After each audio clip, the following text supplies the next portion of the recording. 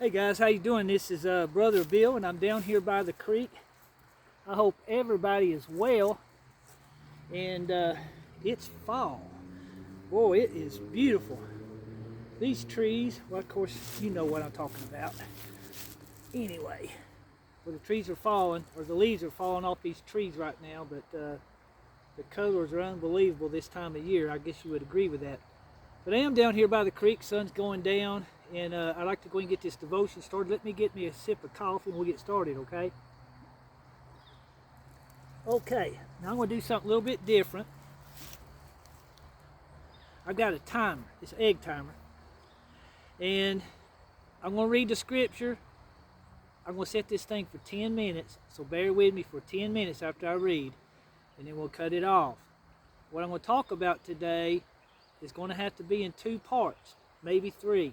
Really depends on how far we go with this thing. But hopefully we can get through half of it today, and we'll put on another part the next time. Okay? So let me read the scripture. I'm going to be reading from John chapter 19, and I'm actually going to read 13 verses. It's important that I read all that. So I'm going to read that, and then when I read that, I'll set this timer and we'll get started, okay? Again, I hope y'all are well. All right, well, let me get on this thing. John chapter 19, beginning in verse 1.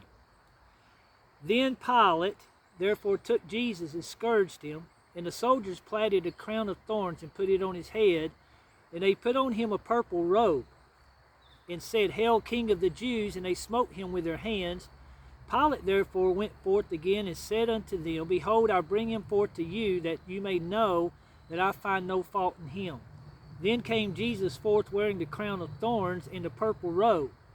And Pilate said unto them, Behold the man. When the chief priests therefore and officers saw him, they cried out, saying, Crucify him, crucify him. Pilate said unto them, Take you him and crucify him, for I find no fault in him. The Jews answered, We have a law, and by our law he ought to die, because he made himself the Son of God. In other words, he made himself deity. Jesus declared that he was God in the flesh. When Pilate therefore, somebody's racing up the highway. When Pilate therefore heard that saying, he was the more afraid, and went again into the judgment. Now keep in mind, Pilate was operating in fear. When Pilate therefore heard that saying, I want to read it again, he was more afraid. We won't touch on why he was so afraid. And went again into the judgment hall and said unto Jesus, Whence art thou? But Jesus gave him no answer. Then said Pilate unto him, Speakest thou not unto me?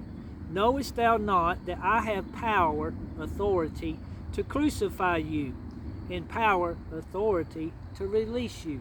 He had power and authority to do right or do wrong.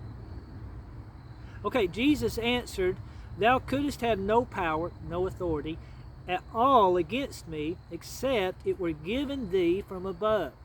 He's saying that God the Father had given Pilate that authority. Therefore, he that delivered me unto thee has the greater sin. He wasn't declaring Pilate innocent. We're all sinners. What he's saying is, because they delivered him to Pilate to judge him, the ones that delivered him had the greater sin. There is degrees of sin, folks. And from thenceforth Pilate sought to release him. But the Jews cried out, saying, If thou let this man go, thou art not Caesar's friend. Politics. Whosoever makes himself a king speaks against Caesar. When Pilate therefore heard that saying, he brought Jesus forth and sat down in the judgment seat in a place that is called the pavement, but in Hebrew, Gabbatha. Okay? Okay, so there's our scripture. Another sip of coffee. Okay. There's the scripture. I'm going to set this timer for 10 minutes. There you go. Okay, there's 10 minutes. Please hang with me. I think it'll help us. Okay, I want to focus here on 13th verse. It says, When Pilate therefore heard that saying, the saying in verse 12. See, the Jews cried out, saying, If you don't let this man go, or if you let this man go, you're not Caesar's friend. That's right. The elders of the church learn how to do politics. That's right. They did. Okay, now this is not a political thing I'm talking about here. I just wanted to point that out.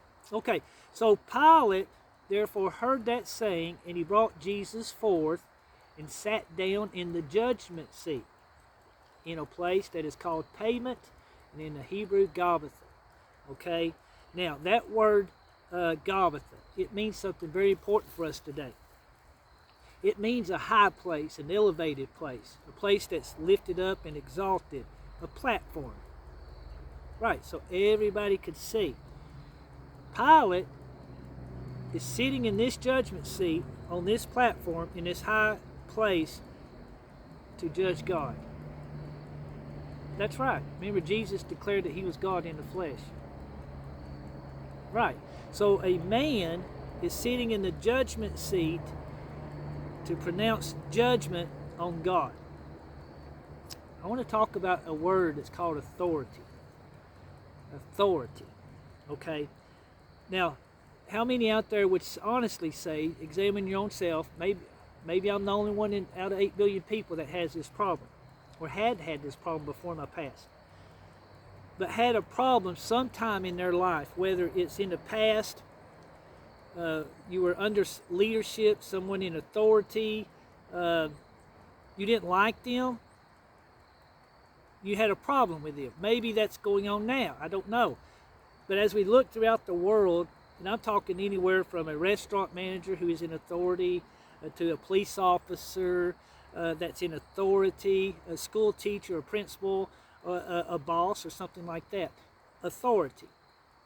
Authority. Maybe we have had sometime in our life an issue with them that are in authority. Well, I'm going to go ahead and raise my hand up because in my past I have had issues with them that are in authority.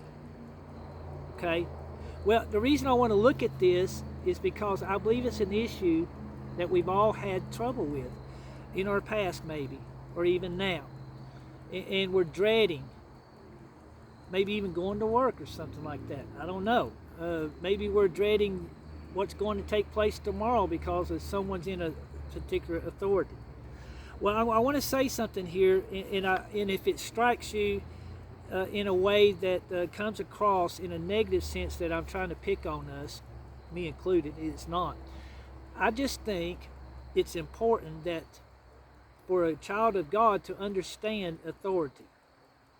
I really do, and understand why it's so important to subject ourselves to them that are in authority. Again, this is not a political devotion. Peter was very good about, I want to remind you of something that you already know. I'm a brother in the Lord. I'm your brother. You're my brother and sister, those of you who believe. And it's just a brother talking to a brother and a sister to maybe examine ourselves and look at some things, and that we can be a representation of God here as his ambassador who knows the truth and walks the truth and walks in that light of the truth. I think it'll help us. Well, mankind has always had a problem with authority, and it went all the way back to Genesis 3. Now, you know yourself, you know that story if you've been around for some time. You know the story. Adam was created. God put him to sleep. He gave him a job first. He gave him a job, take care of things. He gave him his word. And then after he put him to sleep, he wakes him up and he gives him his wife. God's always giving. Well, in that had taken place. The serpent comes along, Satan, and he deceives the woman. Not that Adam was innocent of it because he was standing right there by her while this was going on and never even stepped in to do anything. But at the very beginning, man has had a problem with authority. I want to read something to you, and Satan knew it. I don't know how he knew it, but he knew it. Or maybe he was just testing, I don't know. Well, he tested in it, and he threw it out there, and the woman bit, along with Adam, the man. Okay, so look, it says there, when the serpent came along, he tempts the woman. Know this, and this is what he says. For God does know in that day that you eat thereof, talking about this tree of good and evil, that you shall be like gods. You will be God instead of God being God. You will be the authority. Remember, God gave Adam the authority, the rule over everything. That's right. He had already given him the authority, but that wasn't enough. But we're going to learn where this comes from. So the woman's deceived by the serpent, and Adam is also took a bite of the fruit as well. But he tempts the woman and said, "You shall be like God, knowing good and evil." And then he goes on to say in verse 6, "And when the woman saw that the tree was good for food," that means she could provide for herself, "and that it was pleasant to the eyes," that means she could fulfill the lust of her eyes, along with the man, now keep in mind, he's not innocent, "and a tree to be desired to make one wise." Wisdom. Oh, I can be wise also. I can be God. That's right. I can be the God of my own life. Well, they did buy the lie, and this is the lie. I wonder, it goes back to Isaiah 14. Again, if you've been around for some time, we get this description of Satan and what took place there between him and God at one time. Okay, now keep in mind, Jesus said, "I saw Satan fall." I saw Satan fall like lightning. Well, see, Satan did fall. In Isaiah 14, listen to this. Beginning there in verse 12, I want you to see what happened to the heart of man because they believed the lie. And this is what it says in verse 12. It says, "How art thou fallen from heaven, O Lucifer?" Now that name Lucifer means light bearer. Now keep in mind, this is just a side note. Paul tells us that Satan's ministers come in as angels of light. That's right. They look good, they sound good, all that kind of stuff. That's just a side note. But look, "How art thou fallen from heaven, O Lucifer, son of the morning? How art thou cut down to the ground, which didst weakest the nations?" Now, when mankind bought the lie, this is what was put in their heart. Remember, Jesus said, "Out of the abundance of the heart the mouth speaks." And what did he say was in the heart of man? He said he knew what was in the heart of man. That's what he said. And this is what's in the heart of man. Okay? This is what was imputed, spiritually speaking. Okay, now look, 13. "For thou hast said in your heart, I will ascend into heaven." That's right. "I will exalt my throne above the stars of God." That means the angels of God. "And I will sit upon the mount of congregation in the sides of the north. I will ascend above the heights of the clouds. I will be like the Most High." That's what happened to Adam and Eve. When they bought that lie that they wanted to assume authority, they didn't want someone having authority over them. They didn't want somebody telling them how to live their life. They didn't want this leadership of God who created them over them. They wanted to be their own king aside from God. That's right. Well, man had thought in his heart, if I could just eliminate God, then I could do what I want to do. Right? Well, God knew better than man, and he provided a provision in his son, Jesus Christ. But here, man was given a chance to do the very thing that he thought in his heart. Okay? Now we're going to talk about authority. Now there's a scripture there over in Romans chapter 1. And I want to parallel this because I've heard it, and it does apply, but Romans chapter 1, typically when you hear Romans chapter 1, it's preached concerning a group of folks, a certain group of folks that are doing things. But it involves more than just one particular group. It involves all of humanity. Because we just read what happened in Genesis 3. It shows back up in Romans chapter 1. This is what took place. Keep in mind, I'm talking about authority. Romans chapter 1, verse 19. "Because that which may be known of God is manifest in them, for God has showed it unto them." God showed that to Adam and Eve. That's what he was doing, is he was walking in the garden with them. He was showing them. That's right. That's what he was showing. Okay, now look. "For the invisible things of him from the creation of the world are clearly seen, being understood by the things that are made, even his eternal power and Godhead." God, the authority.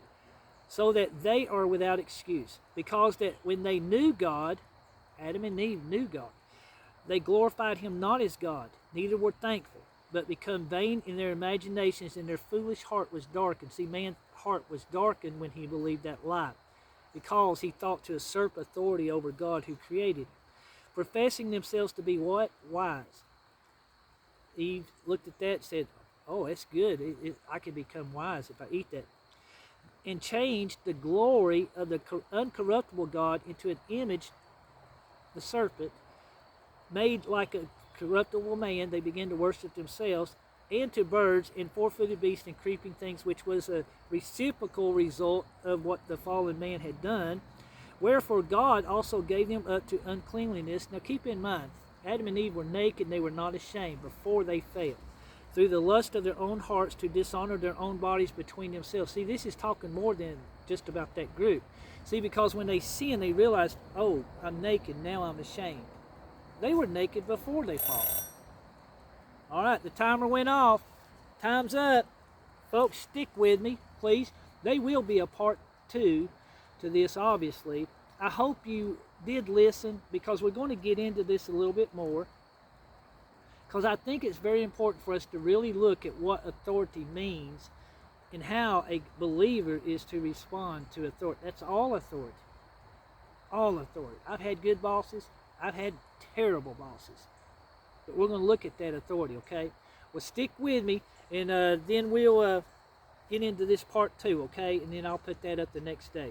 Well, guys, I hope y'all are doing well. I know tomorrow's Saturday. This will actually go up tomorrow. So everybody's all into this football.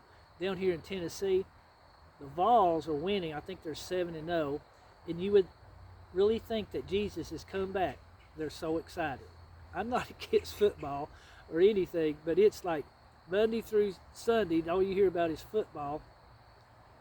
Is anybody getting saved? Is anybody praying? Is anybody witnessing? I don't know. Maybe there is. I hope so. Well, anyway, I'll see you on the next video. Gracie's not here today. She went to camp, so she's camping this weekend. And but we'll get this part 2 up. And y'all please take care out there. Again, don't leave me on this. At the end, there's going to be some encouragement for us. I heard the preacher say, he says, correct and redirect. Well, when he said that, it just ran all through me, you know, and I thought, maybe I need to do that myself. All right, y'all take care. I'm going to keep on rambling.